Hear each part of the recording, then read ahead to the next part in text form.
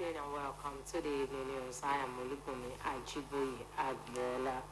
The Minister of Finance and Coordinating Minister of the Economy, Mr. Wale Edo, says the economic diplomacy carried out by President Bola Tinubu around the world is generating the desired results. The minister said this while briefing State House correspondents after a meeting with the president in Lagos State, adding that the president had embarked on fruitful economic diplomacy on all the continents. He noted that the president led the delegation to Riyadh, Saudi Arabia, recently to ensure the success of the developing relationship between him and the Crown Prince Mohammed bin Salman. The delegation also held talks with Saudi Exim Bank, the Saudi Development Fund, and the Saudi Agricultural and Livestock Investments Company to advance ongoing conversations about their investments in Nigeria.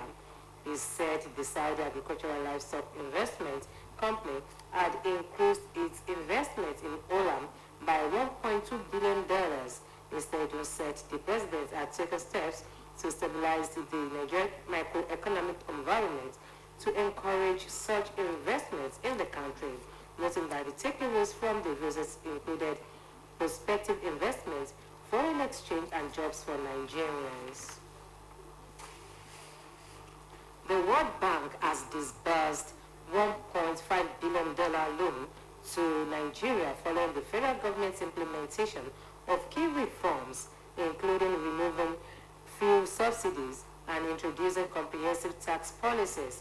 According to the bank, the loan is part of the reforms for economic stabilization to enable transformation development policy financing initiative that will focus on internally displaced persons, education, and nutrition enhancement. The loan is said to be among the fastest disbursements Nigeria has received, with both tranches released in less than 6 months, while the second tranche, tied to the fulfillment of specific economic reform conditions, was disbursed last month. It was observed that the $1.5 billion loan disbursed to Nigeria was structured in 2 tranches with different maturity periods. The first tranche was a $750 million credit from the International Development Association, featuring a 12-year maturity and a 6-year grace period. The second tranche, a $750 million loan from the International Bank for Reconstruction and Development, has a 24-year repayment period with an 11-year grace period. The World Bank commended the federal government for not only meeting the condition but exceeding expectations by deregulating the fuel market, as it allowed petrol prices to align with international market rates and exchange rates, effectively ending the implicit subsidies that are bond public finances. The presidency has demanded that the Bauchi State Governor, Bala Mohammed, retract what it called his inflammatory statement on the tax reform bill. President Tinubu's Special Advisor, Media and Public Communication, Mr. Sunday Dari, said this in a post he shared on his X handle. It said, Governor Mohammed's statement, "We will show Tinubu our true color," neither reflects the stance of the North nor the constructive dialogue needed between states and the federal government. Governor Mohammed also emphasized that such reforms could lead to economic setbacks and threaten national unity, urging the federal government to reconsider and adopt more inclusive policies. The presidency said that the statement does not represent the collective voice of the northern Nigeria, rather should seek collaborative governance and constructive engagement with the federal government to address the nation's challenges. The presidency highlighted that the 144 billion naira federal allocation to Bauchi State marks one of the most significant increases in federal disbursements, providing the state with substantial fiscal resources. Telecommunications operators in Nigeria have warned that service disruptions are imminent unless tariffs are adjusted to account for escalating operational costs. The chairman of the Association of Licensed Telecommunications Operators of Nigeria, Mr. Benga Adebayo, issued the warning In a statement describing the telecom sector as under siege, Mr. Adebayo cited soaring operational costs driven by inflation, volatile exchange rates, and rising energy prices. He noted that despite the challenges, tariffs have remained unchanged, leaving operators struggling to maintain quality service and expand their networks.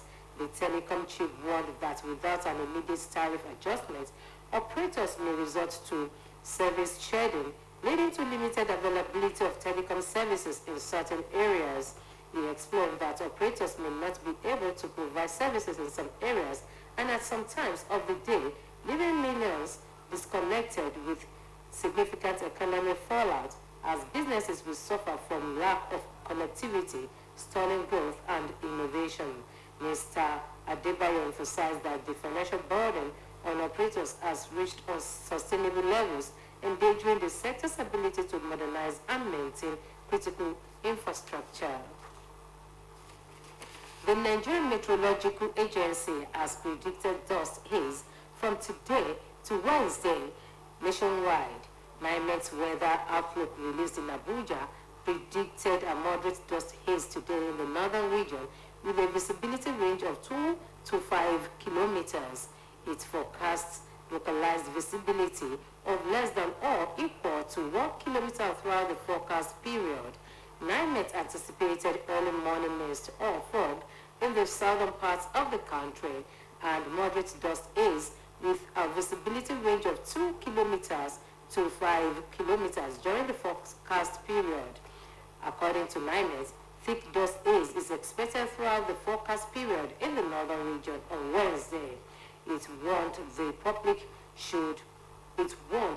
public should take necessary precautions as those particles are in suspension, noting that people with asthmatic health conditions and other respiratory issues should be cautious of the present weather condition.